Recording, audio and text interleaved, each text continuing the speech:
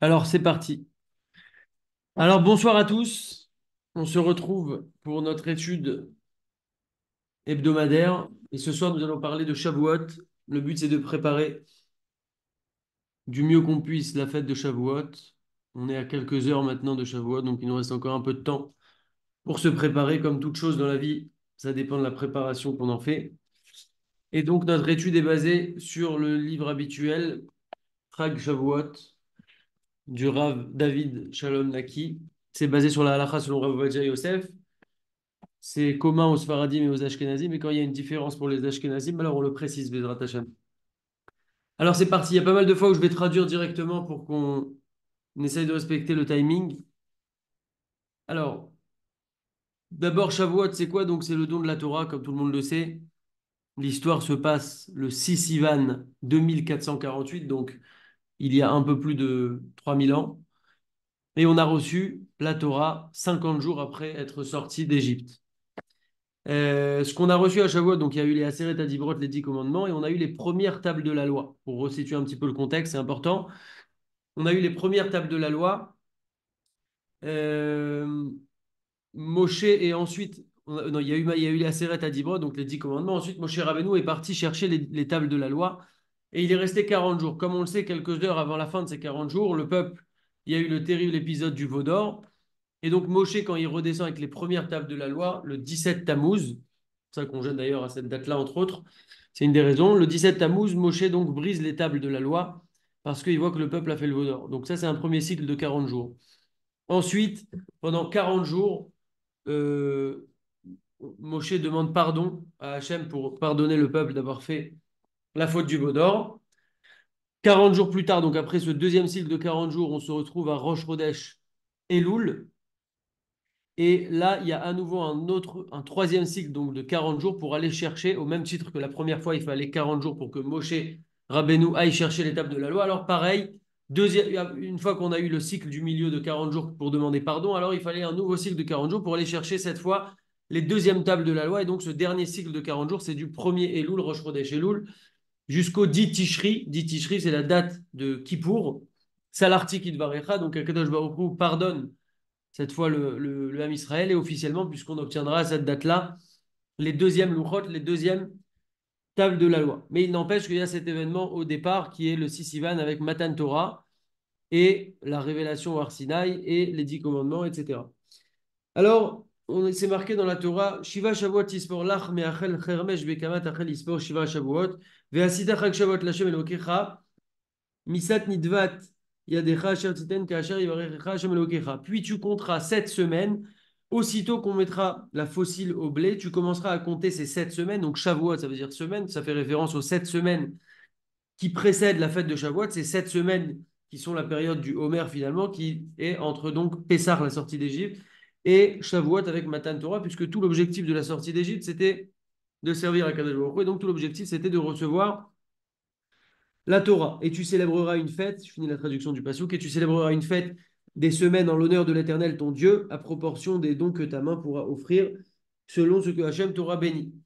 Et donc la Torah, elle a fait dépendre finalement cette fête Shavuot, donc exactement avec la fin des jours du Homer, donc la fin de la période du Homer, puisque quand on est sorti d'Égypte, en fait, on a annoncé au nez Israël qu'on allait recevoir la Torah à l'issue de 50 jours après la sortie d'Égypte. Et donc, on a été très pressé, très content de recevoir la Torah. Et donc, on a commencé à compter les jours qui passaient, comme on l'avait expliqué dans le cours sur le Homer, cette période-là. Et donc, on a été extrêmement pressé de recevoir la Torah. Et donc, c'est pour ça que ces jours de Sphirot à Homer ont été décrétés pour les Dorot, donc pour toutes les générations à venir, pour nous aussi s'éveiller avec cet élan, cet amour d'Akadosh Baruch Hu, de recevoir la Torah de nouveau chaque année, puisque chaque année, on sait qu'on reçoit de nouveau la Torah. C'est pas simplement une histoire passée qu'on est en train de raconter. Comme toutes nos fêtes, ce ne sont pas des fêtes de commémoration, mais ce sont des fêtes de célébration avec quelque chose qui se renouvelle à chaque fois. Euh, Très bien.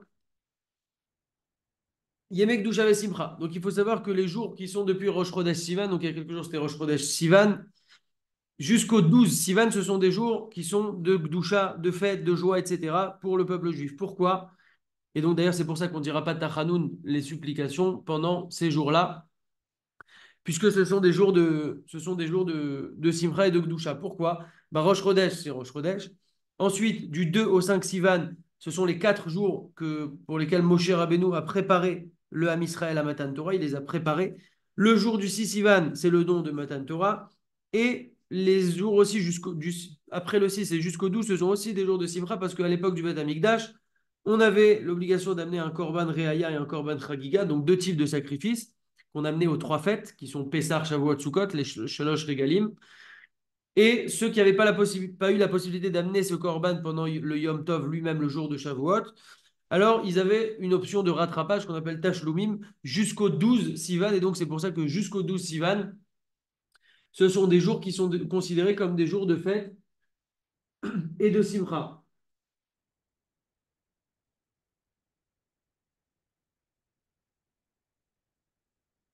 Excusez-moi. Ok, on a l'habitude également de décorer les synagogues et les maisons pour Shavuot avec des plantes qui dégagent des bonnes odeurs, etc. Donc Rachamim m'ont dit Kol dibour vedibour she'atzam pi HaKadosh Baruch Hu Matan Torah, chaque parole que HaKadosh Baruch Hu sortait à Matan Torah de sa bouche.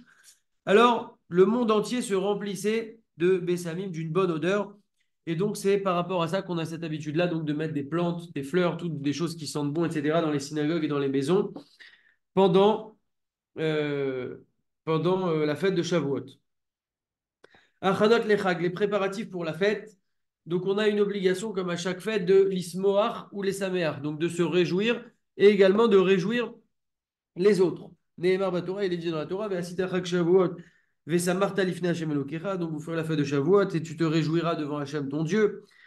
Ata ou vincha ou vitecha, toi, ton fils, ta fille, ta servante, ton serviteur, ta servante, etc., etc., etc.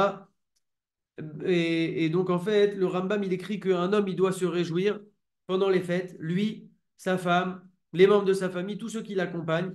Et donc, chacun en fonction de ce qui lui est adapté. Les petits-enfants, on va leur donner des petits bonbons, des sucreries pour les faire kiffer, etc. Les femmes, on va leur acheter un vêtement, un bijou, etc. En fonction de ses possibilités. Et les hommes, on mange de la viande et du vin, donc chacun a sa forme de réjouissance. Et Rabbi Chaim Vital, qui est l'élève du Harizal, il dit que le Harizal lui-même était extrêmement généreux pour lui-même, il ne faisait pas très attention à ces choses pour lui personnel. Par contre, en ce qui concernait les habits de sa femme, etc., alors là, il était très vigilant, il essaie de faire plaisir à sa femme au mieux qu'il puisse, etc. Et donc, on doit s'inspirer de ça et offrir un cadeau à nos femmes pour cette fête de Shavuot et comme toute autre fête de manière générale. Il y a une histoire d'ailleurs avec le Rav Ovadia Yosef, donc la rabbinite Margalit Yosef, qui était la femme du Rav Ovadia Yosef, aléa Shalom. Un jour, Rav Ovadia Yosef, donc comme il n'allait pas spécialement aller sortir dans la boutique pour acheter le bijou, donc il lui a dit bah, offre-toi un bijou, je te donne l'argent et va t'offrir un bijou pour la fête. Alors, euh, il lui a dit combien ça va coûter. Alors, elle lui a dit, je sais pas, ça va coûter entre 300, peut-être un peu plus, 500 $. Donc, c'était déjà un beau cadeau, hein, messieurs, il faut qu'on prenne exemple. Et elle a estimé comme ça 300 à 500 $. Donc, Rav Joseph, il a sorti 500 $, il lui a donné. Elle a été là-bas, il y avait une nouvelle boutique de bijoux qui avait ouvert à Yerushalayim. Elle a été, elle a trouvé une super paire de boucles d'oreilles qui lui a plu. Et au moment de s'intéresser au prix, elle demande le prix et on lui dit c'est 1000 $. Elle avait que 500. Alors elle dit, Raval, elle dit c'est trop cher et tout, on va pas faire des dépenses comme ça, c'est pas bien. Mon mari veut voir que des dépenses en trop et tout, donc on laisse tomber. Maintenant, son fils, le Rav David Yosef, il a entendu ça, qu'est-ce qu'il a fait vite? Très vif, il s'est tiré du magasin et il a couru chez son père. Et il lui a expliqué le cas.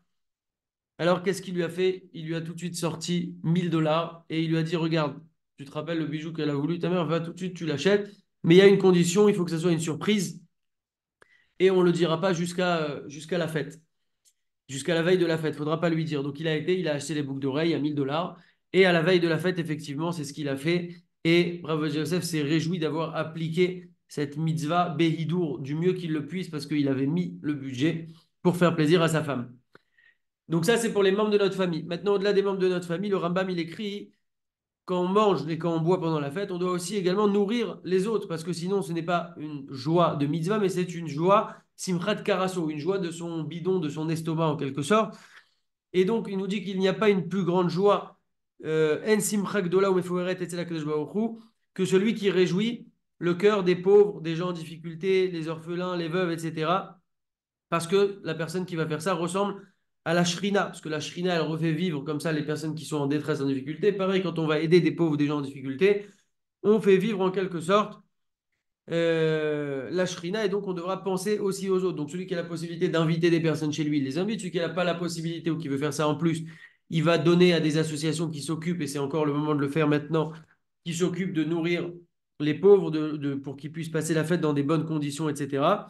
Et il faut savoir qu'à l'époque du Beth Amikdash, on avait une mitzvah de réjouir les Kohanim et les Lévi'im. Pourquoi? Parce que c'était eux qui faisaient le service dans le Beth Amikdash, c'était eux qui enseignaient également la Torah. Et donc, on avait cette mitzvah-là. Et donc, aujourd'hui, c'est remplacé, parce qu'on n'a plus ces Kohanim et ces Lévim qui servent au Beth Amikdash. On a les Avrechim qui étudient la Torah toute la journée, jour, nuit, etc.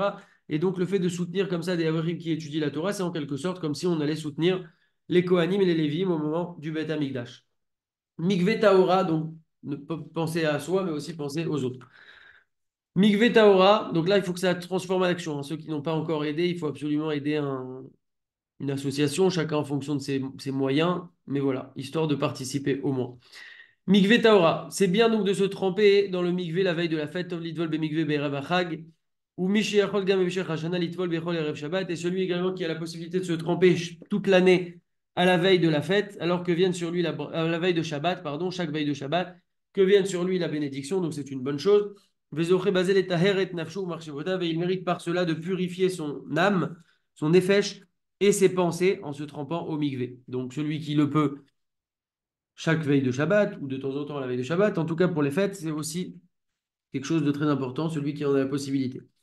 Achanat Nerdalouk, on sait qu'on n'a pas le droit d'allumer à Yom Tov un feu à partir de l'allumette directement ou du briquet. On ne peut pas créer un feu. Par contre, on peut allumer à partir d'une flamme existante. Donc, on préparera une bougie qui durera 24 heures, 48 heures si on est en dehors d'Eretz Israël, pour qu'on puisse avoir un feu qui soit prêt pendant Yom Tov euh, pour pouvoir cuisiner, allumer du feu, etc. Et il faudra faire attention quand on allume une allumette de ne pas l'éteindre, mais de la laisser s'éteindre toute seule. Si c'est une cigarette, on n'a pas le droit de la secouer un petit peu comme ça pour faire tomber la cendre, parce qu'on éteint en faisant ça, il faut la laisser s'éteindre toute seule. Faire attention aussi à l'extinction autant que l'allumage.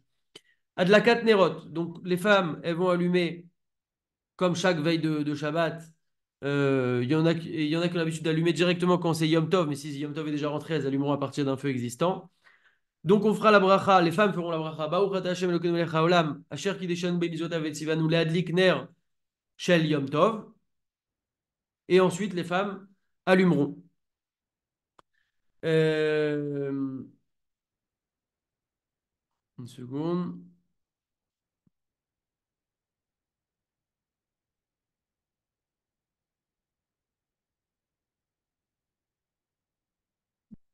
Ok. Shechianu. Donc d'abord la bracha, ensuite l'allumage. Et même chez les Ashkénazim, en général, dans l'année, les Ashkénazim, eux, ils ont l'habitude de faire d'abord l'allumage, ensuite la bracha, parce qu'il y a une crainte que par la bracha, chez les Ashkénazes, Shabbat rentre. Et donc, c'est pour ça qu'elles vont d'abord allumer, ensuite faire la bracha. Là, il n'y aura pas de problème de faire, même pour elles, pendant les fêtes, de faire d'abord la bracha, au même titre que les Sfarades. D'abord la bracha et ensuite l'allumage. Et elles pourront allumer à partir d'un feu qui est existant. En tout cas, voilà, d'abord la bracha, ensuite l'allumage. Concernant la bracha de Shérianou, il faut informer les femmes de ne pas faire la bracha de Shérianou au moment de l'allumage des nérotes, parce que c'est une bracha qu'on va faire après dans le kidouche, et elles penseront à s'acquitter dans le kidouche. Donc, c'est toujours la même idée. Quand on veut se faire acquitter, on doit penser à se faire acquitter. La personne qui va acquitter aussi doit penser à acquitter. Donc, une double intention, celui qui acquitte, celui qui se fait acquitter. Chacun avec l'intention de se faire acquitter. Donc, au moment de la bracha de Shérianou du kidouche, donc les femmes ne feront pas Shérianou à l'allumage, mais feront Shérianou directement dans le kidouche. En tout cas, elles écouteront Shérianou du Balabait et elles répondront Amen. Ok. Concernant maintenant la nuit de Shavuot, Tfilat Arvit Vekidouche, donc le soir de la fête, on va prier avec des chants, une belle tfila de fête, on va bien s'habiller, etc. En l'honneur de ce grand jour que nous a donné Akadosh Baruch Hu, qui est le jour ni plus ni moins de Matan Torah, comme on l'a dit. Après la tefila, on rentrera joyeusement à la maison. S'il y a des trucs qui sont pas prêts, on s'excite pas, on s'angoisse pas, on reste tranquille, c'est la fête. On va faire le kidouche sur le vin, on va faire la bracha de Shehrianou et on va avoir l'intention à Shehrianou. Donc Shehrianou Veki Emanu qui nous a fait vivre, qui nous a fait tenir, établir, Veigianou et qui nous a fait arriver la Zemanazé à ce moment-là. On remercie Akadosh Baruch Hu d'arriver à ce moment-là. On remercie Akadosh Baruch Hu sur le mérite qu'il nous a donné d'arriver à nouveau à ce grand jour-là qui vient une fois par an.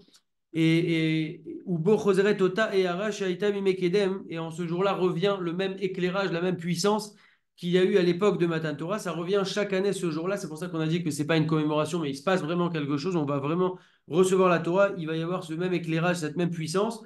À ce moment-là, Veniftachim Bo Sha'arei Shamayim et les portes du ciel s'ouvrent pour acquérir de la Emouna, Mouchrechet ou Beira, de la Emouna qui est vraiment enracinée, qui est claire, sans avoir de doute, et d'attraper aussi des niveaux particulièrement élevés dans la Torah. On sait que Shavuot est une fête particulièrement propice pour acquérir des niveaux, ou en tout cas des capacités à étudier la Torah, à aimer la Torah, etc. Et donc, c'est un très grand moment. Seudat Achag, donc, Chayav Adam lechol pat b'shtei Seudot, on a l'obligation de manger du pain aux deux repas, le soir et la journée, le soir et la journée, quoi. Verachaï lechol et alechem, im salat, ok, très bien. Divrei Torah, également pendant la Séouda, on essayera de parler avec les gens de notre maison, les gens de notre table, etc., de l'importance de ce grand jour, de passer le message, de donner envie aux gens de faire encore mieux la fête que d'habitude. Et on parlera de l'importance d'étudier la Torah, puisqu'on dit Afilu kol mitzvotea shel Torah, enan shavot les mila achat shel Torah, même toutes les mitzvot qui sont dans la Torah n'équivalent pas à ne serait-ce qu'un seul mot d'étude de la Torah. Donc on voit de là le niveau de l'étude de la Torah, à quel point c'est important. C'est aussi l'occasion de faire des réglages dans notre vie et de mettre en place un limud Torah, quelque chose de fixe, en qualité, mais pas en quantité, mais en qualité, mais que ça soit fixe, que ce soit des choses qui démarrent. Ça peut démarrer même avec quelque chose de petit, de court. Mais en tout cas, de mettre ça en place, ça peut être un bon moment à Matan Torah. Euh, Très bien. Donc, dans le Birkat Amazon, on le fera donc avec Simcha. C'est marqué dans le Zohar que en fonction de la kavana qu'on a et de la joie qu'on a quand on récite le Birkat Amazon, de manière générale, hein, pas que ce jour-là, alors en fonction de ça, on méritera de recevoir du ciel un shefa, une abondance de biens, de brachot. Plus on va mettre de kavanot et de joie dans notre Birkat Amazon, suivre dans les mots, etc., plus on va recevoir ce shefa et également d'arriver à des niveaux très élevés spirituellement. On fera donc Ya'alev et Yavo dans le Birkat Amazon. Euh, Très bien.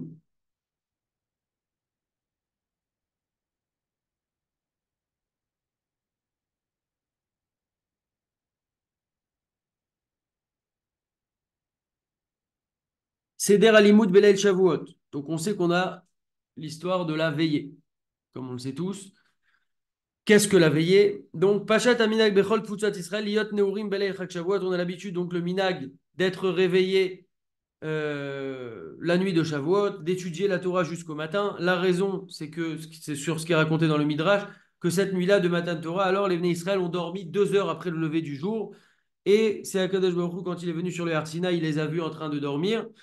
Et il a commencé à les réveiller avec des éclairs, du tonnerre, du chauffard très très fort, etc. Le peuple a tremblé. Et Moshe Rabbeinu, il est allé vite comme ça, les réveiller tous pour qu'ils viennent sur le Har Sinaï. Ce n'est pas des images, hein, juste pour comprendre, c'est des choses qui sont vraiment passées. Et il est parti les réveiller. Et donc, en compensation de ça, c'est pour ça que comme eux ont dormi, alors nous, on va venir être réveillés cette nuit-là pour réparer en quelque sorte la faute qu'ils ont fait. Maintenant, au passage, on a dit tout à l'heure que quand on est sorti d'Égypte, les Bnei Israël étaient extrêmement contents, pressés de recevoir la Torah, etc. Donc, comment est-ce possible qu'ils aient dormi et ils comptaient les jours, ils attendaient avec impatience. Comment c'est possible qu'au moment voulu, au dernier moment, eh ben, ils vont commencer à dormir? Eh bien, il y a une sikha du Rabbi de Lubavitch que j'ai étudiée la semaine dernière qui nous dit qu'en fait, les Bnei Israël, leur intention, elle était bonne.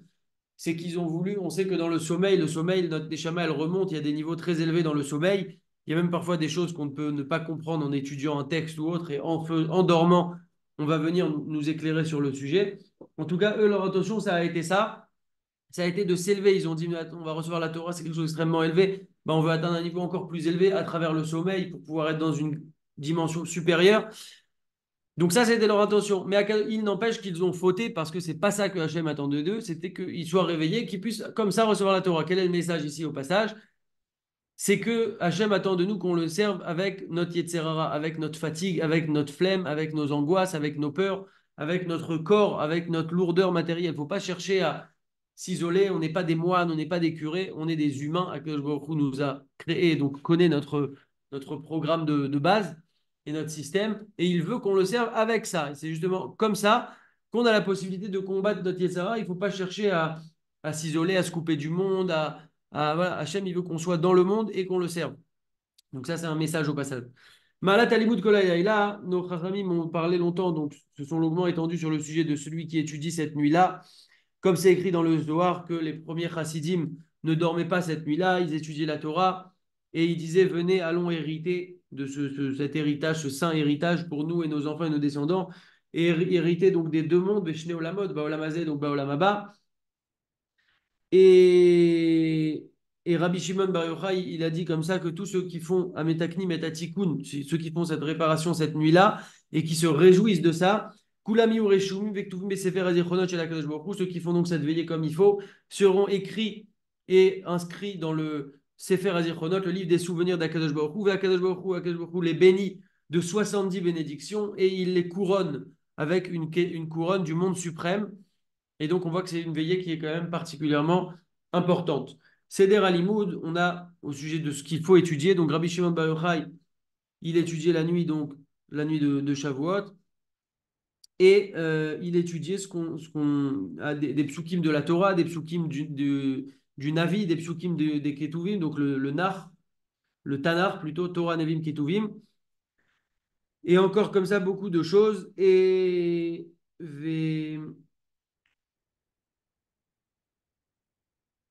Et donc, c'est bien d'étudier ce qu'on appelle le tikkun. Le tikkun, en fait, c'est des psukim. On va lire certains psukim de la Torah, les premiers psukim de la paracha, les derniers psukim d'une paracha, etc. Et donc, on lit de la Torah, des Nevi'im, des Ketuvim, et on lit comme ça beaucoup de choses qui sont ramenées. Donc, c'est dans les livres de fête qu'on trouve ça, c'est de la lecture. Et c'est ce qu'on a l'habitude de faire, et c'est une très bonne chose de faire ce tikkun-là, qui a été institué par le Harizal, donc il y a environ 500 ans. Et il y a des gens qui ont l'habitude de ne pas faire ça, qui font autre chose. Mais il faut savoir que c'est une chose qui est très importante de faire le tikkun, ou au moins partiellement pour celui qui n'a pas spécialement l'habitude, en tout cas de lire ce tikkun qu'on retrouve encore une fois dans tous les livres de fête. Euh, une seconde.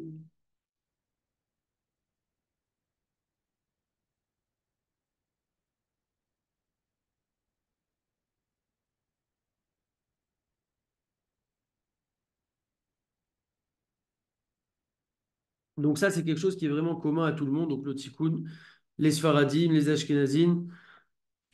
Et on voit donc que c'est quelque chose de très important. Donc il serait temps de s'y mettre, ou en tout cas au moins de s'y intéresser, même partiellement, pour commencer à rentrer dans la chose.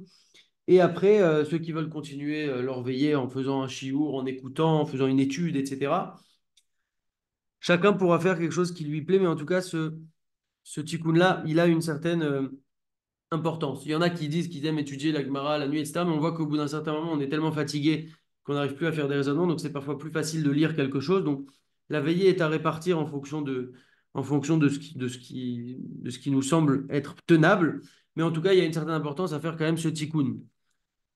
Euh, Donc, il y en a qui vont commencer à étudier et ensuite faire le tikkun après, la deuxième partie de la nuit, etc.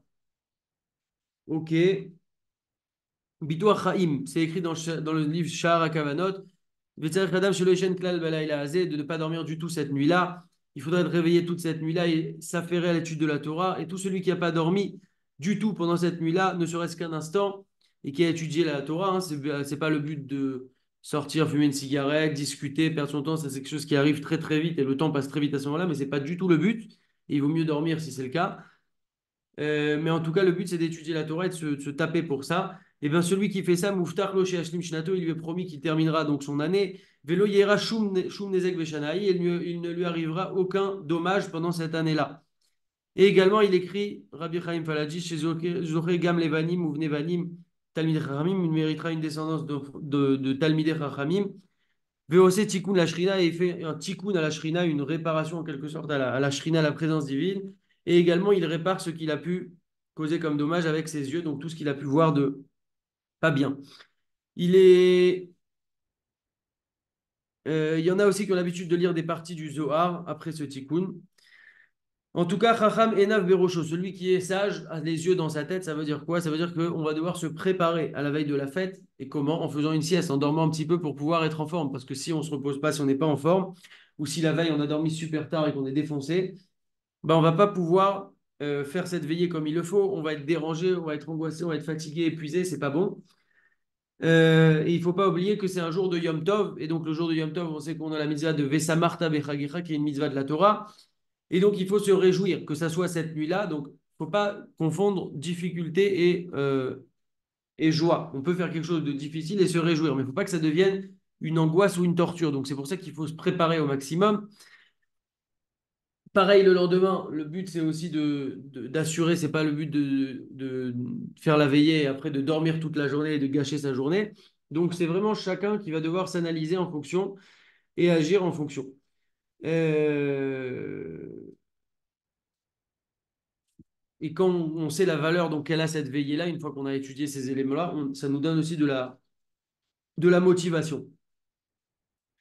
Euh, eh bien, concernant le matin, celui qui a veillé toute la nuit, alors qui n'a pas dormi, alors il va faire les brachot quand arrive l'aube, à Bout il va faire les brachot du matin, donc au moins l'aube, hein, à partir de l'aube, les brachot du matin et également les birkot à Torah. Levad Birkat al Netilat Shadaim, celui qui n'a pas dormi du tout. Donc, quand on n'a pas dormi du tout, bah, dès que le jour se lève, on fait toutes les brachot du matin, brachot du matin, Birkat Torah. Par contre, Netilat Shadaim, on ne fait que Netilat Shadaim, on ne fait que le geste, sans faire la bracha de al Netilat Shadaim.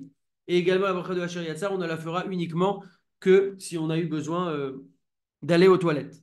Maintenant, chez les Ashkenazim, il y en a qui ont l'habitude d'écouter les brachot du matin de quelqu'un qui a dormi, un shnat keva, un sommeil fixe en quelque sorte, la nuit, et ils répondront Amen, et cette personne va venir donc les acquitter.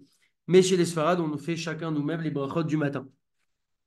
Vegibor Kari, Idgaber Kari, Shelo Itnadnem, Beshaot, Kriyat Shema Utfila. On va devoir se renforcer comme un lion pour ne pas s'endormir au moment du Kriyat Shema, de la Tfila, donc finalement de toute la Tfila de manière plus générale, parce qu'on va être fatigué. Mais voilà, il y a certains moments dans l'année où on est fatigué, on nous demande de foncer, dernière ligne droite, la Tfila qui est très importante, parce que sinon on a perdu, parce que même si on a fait la veillée, le but c'est pas de faire la veillée pour après ne faire sauter la Tfila ou ne rien faire dans la Tfila. Et donc il faudra se renforcer. Velachen, im ou ayef meod. Et si on est donc très fatigué, il vaudra mieux se reposer un petit peu avant la tfila, même sur place, dormir un petit peu, etc. éventuellement, pour pouvoir être en forme pour faire une bonne tfila comme il faut. La tfila, il faudrait qu'elle se fasse avec un rythme assez rapide, en chantant un petit peu, mais voilà, pas trop traîner non plus parce que les gens sont fatigués et pour pas que les gens s'endorment. Matan Torah Michadash, donc recevoir la Torah de nouveau, à nouveau. Nos chachamim ont dit à Marrakech Israël, Hachem, il a dit au peuple juif, Béni Ayou Korim Parashat Aseret Dibrot Bechol Shana Veshana Bechol Shavua. Donc lisez, vous lisez la, la paracha des 10 commandements chaque année. Et moi, Vani Maale Alechem Akeilu Atem Romzim Lifnei Har Sinai. Moi, je vous considère comme si vous vous teniez maintenant à l'instant présent devant le Har Sinai. Donc c'est le qui parle directement. Ou Mekabli Mata Torah. C'est comme si vous vous tenez devant le Har Sinai. C'est comme si vous recevez maintenant la Torah. Parce que ce jour-là se réveille, comme on a dit, le même éclairage, mais Oreret, Ota et Ara Kedusha, chez la Mahamad, Anisga, Veanora, de ce grand jour qu'il y a eu à l'époque. Et ça se réveille à chaque fois, chaque année. Velachen, Isaer, Meod, Veshat, Kriyat Torah, chez le Tartafenoshena également. Donc, c'est pour ça que pendant la Kriyat Torah, on devra être éveillé, réveillé, motivé, content. Aseret Adibrot, pendant les 10 commandements, on ne se lève pas au moment des 10 commandements, puisqu'il n'y a pas d'importance supplémentaire pour ces psukim par rapport aux autres psukim de la Torah, puisque toute la Torah est aussi importante. Euh, et si on se lève qu'au moment des 10 commandements, il y a une crainte de montrer que ça a été donné donc, à Moshe ou à Sinaï, mais le reste, c'est un peu moins important. Donc, c'est pour ça qu'il faudra pas se lever pour ne pas poser de problème. Maintenant, il y a certains Ashkenazim qui ont l'habitude de se lever au moment des 10 commandements. Bevadaï, chez Rachaim, la Hamod, Bekriat Tassar Dibra. Donc, eux, bien sûr que s'ils ont ce minag-là, ils peuvent continuer, évidemment, à se lever pour les 10 commandements. Et il n'y a pas de crainte à cela, puisque c'est clair que il ne se lève pas uniquement pour les 10 commandements, il se lève dès le début de la montée, en fait, dès le début de la lecture et pas seulement au dernier moment des 10 commandements.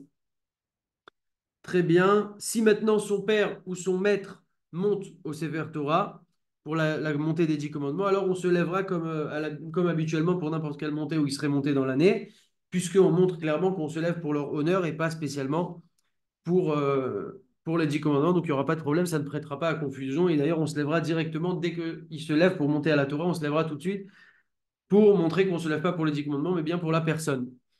Concernant la journée de Shavuot, Mikivan Shemalat Alomet Torah, on sait donc que celui qui étudie la Torah, c'est quelque chose d'extrêmement élevé, et encore plus quand c'est la fête, et encore plus quand on est Bessimcha, etc., etc.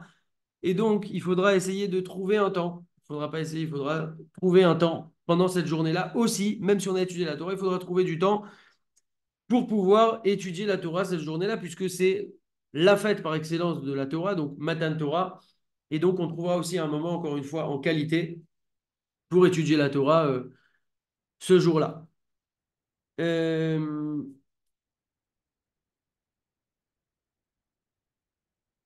Très bien. Ma'achale chalav. On a l'habitude donc de manger des mets chalavi à la fête de Shavuot. Une des raisons, c'est parce que euh, quand il y a eu le Matan Torah War Sinaï, on a dévoilé au peuple ce qu'il fallait faire au niveau de Bassar Vechalav, le lait, la viande, etc. Et donc finalement, quand ils sont revenus chez eux, ben, il y avait plein de choses qui n'étaient pas bonnes, qui devaient cachériser, etc. Donc ils ne pouvaient pas cuisiner. Et donc ils ont mangé des mets halavi parce que c'était facile et rapide à préparer. Également, une autre raison, c'est parce que la Torah est comparée au lait. Dvash vechalav tachat leshonecha, c'est écrit comme ça, donc du miel et du lait sous ta langue, et ça fait référence à la Torah. Donc c'est pour ça qu'on a l'habitude de manger des mets halavi. Il y en a aussi qui ont l'habitude de prendre du miel parce que c'est aussi le miel est comparé à la Torah.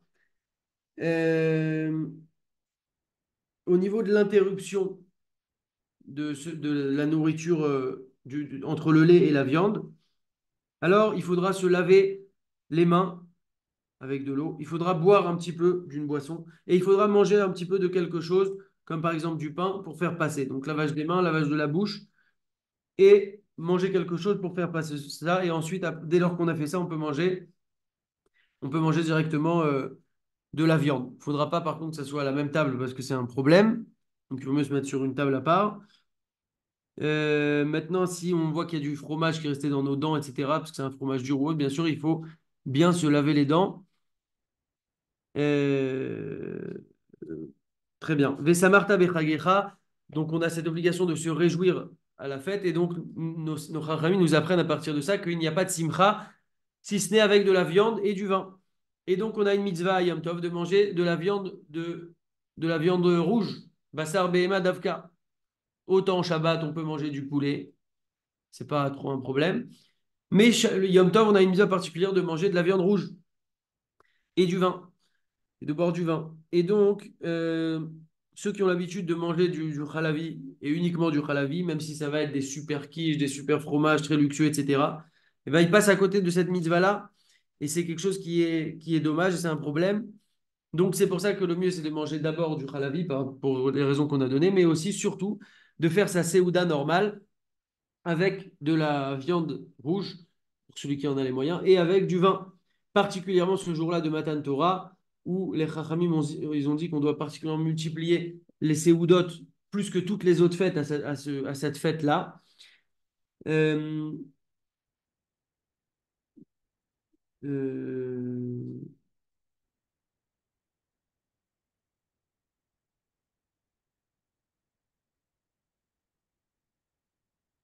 Parce que quand on se réjouit avec la nourriture et la boisson, on montre par cela qu'on est content de recevoir ce jour de Torah, puisque cette Torah, parce que c'est notre façon de se réjouir. Il ne faudra pas aussi trop boire. Le but, c'est de se réjouir, mais ne pas en arriver à des légèretés d'esprit, à être complètement bourré, fatigué, épuisé, etc. parce que ça, c'est pas de la joie, mais c'est de la folie et de la frivolité. C'est pas ça que la Torah nous demande, mais c'est plutôt une simcha de Kedusha pour remercier Akadosh Baruch Hu sur tout ce qu'il nous a donné, particulièrement ce jour-là. Euh, Il y en a qui ont l'habitude de jeter de l'eau sur les gens, parce que l'eau, elle est comparée à la Torah, je crois. Et ça, c'est un très mauvais minag. Il ne faut pas s'amuser à ça, parce qu'on humilie les gens, on rentre dans un problème d'essorage des vêtements. Donc ceux qui font ça, il faut absolument arrêter. Les Teilim, on sait que David Améler, à Shalom, il est né et il est décédé le jour de la fête de Shavuot. Il y a aussi, je crois, le Baal Shem Tov qui est décédé le jour de la fête de Shavuot. Et donc, on a l'habitude de lire le Teilim parce que David Améler, Teilim, donc c'est pour ça qu'on a l'habitude de lire le Teilim à Shavuot et on s'efforcera donc de lire les Teilim. En tout cas, il vaut mieux lire peu de Teilim mais en les faisant bien, mot à mot, en chantonnant à la limite, etc. Puisqu'il y a cela un niveau spécial en lisant les Teilim, c'est très important. Et donc, on peut lire comme ça des Teilim. Maintenant, ceux qui savent étudier, qui ont l'habitude de bien étudier, de faire des choses plus poussées, on va dire, alors il ne faut pas qu'ils, entre guillemets, perdent leur temps à faire que des Teilim. Et ils pourront, par exemple, se dispatcher les Teilim. Il y a 150 Teilim, ils pourront chacun en lire 15 à 10 personnes, et comme ça, ils finissent le livre, et ensuite, ils étudieront. En tout cas, l'idée, c'est de ne pas perdre son temps cette journée-là, qui est une journée importante pour les 2 jours si on est en Rousse la arrête. Euh, Maintenant, si la personne, elle sent que de lire le Teilim, même si elle sait super bien étudier la Gemara, ça lui donne un rizouk de folie, elle est contente de lire les Teilim, elle pense à David Améler, etc., elle peut lire les Teilim. Ve'agitamo yamam v'laïla, on ne nous demande pas, donc Vena Aforhu, c'est une petite blague, Vena Aforhu, c'est à Purim, où tout est inversé, etc. Là, on ne nous demande pas de faire Vena Aforhu à Shavuot, sous-entendu d'étudier toute la nuit et après de dormir toute la journée. C'est pas ça qu'on nous demande, particulièrement ce jour où on a reçu la Torah, où on doit montrer notre amour pour la Torah et réfléchir et surtout mettre en place concrètement de nouvelles choses. Donc, il faudra aussi étudier la journée, comme on a dit, trouver un moment pour pouvoir étudier la Torah. Et ça sera la meilleure préparation qu'on pourra faire pour se préparer en tant que Kelly pour recevoir et mériter de recevoir la Torah. C'est bien aussi de celui qui peut être Mechadesh, un Chidush Torah, donc une nouvelle idée en Torah. Et celui qui n'est pas capable d'être Mechadesh, une idée en Torah, alors ça sera bien qu'il étudie une chose nouvelle qu'il n'a pas étudiée jusqu'alors. Euh, Très bien. Megillat Ruth, Minag Nachon Nikro Megillat Ruth, donc David Ameller il descend de Ruth, comme on le sait. Et donc c'est pour ça qu'on a l'habitude de lire la Megillah de Ruth. C'est magnifique pour celui qui veut lire, il y a plein de messages dedans, il y a des explications, des traductions, des commentaires. Des fois, on peut même trouver des cours sur la Megillat Ruth. Il peut y avoir un rave dans une synagogue qui va expliquer la Megillat Ruth, c'est très intéressant. Il y a même chez les Ashkénazim, ils ont l'habitude des fois de la lire sur une vraie Megillah, sur un parchemin, et ils font la bracha au même titre que la Megillah Esther, etc. Ça, c'est pour les Ashkénazim. On a l'habitude aussi d'étudier le Sefer HaMitzvot. Le Sefer HaMitzvot, donc c'est le Rambam avec les 613 mitzvot, où on explique là-bas les détails des mitzvot. Donc si on trouve un rave qui nous explique, qui nous détaille, où il y a même des livres qui sont faits comme ça, où on explique un peu tout le détail des mitzvot, puisque voilà, on a reçu la Torah à ce moment-là, et on parle là-bas de tout type de mitzvot, c'est une bonne chose. C'est une bonne chose. Ali la Regel, la Ali la Regel, donc c'était à l'époque du Beth Amikdash pour les 3 fêtes, Shalosh Regalim, Pessar, Shavuot, Sukkot, on avait l'habitude de monter Ali la Regel, de monter donc à pied au Beth Amikdash, bien qu'aujourd'hui on n'a plus ça, donc à l'époque on amenait les korbanot, comme on l'a dit, mais aujourd'hui on n'a plus cette mitzvah-là de Ali la Regel, mais il y a quand même une mitzvah de monter à Yerushalayim, au Kotel, parce que la Kedusha du Kotel, on sait qu'elle n'a jamais bougé de là-bas, comme c'est marqué, Ve'ayu Ainaï Ve'li Bisham Kolayamim, Akadosh Baruch Hu dit que ses yeux et son cœur sont là-bas tout le temps, donc pour toute la vie. Donc il y a ce inyan aussi de monter au Kotel pendant les 3 fêtes. Et bien sûr, si on monte au Kotel, il faudra. Le but, c'est pas de se mélanger homme, femme, commencer à discuter, regarder. Bon, le but, c'est vraiment de monter au Kotel. Il faudra faire attention de manière générale à tous les mélanges, tout ce qu'on regarde, avec qui on parle, etc.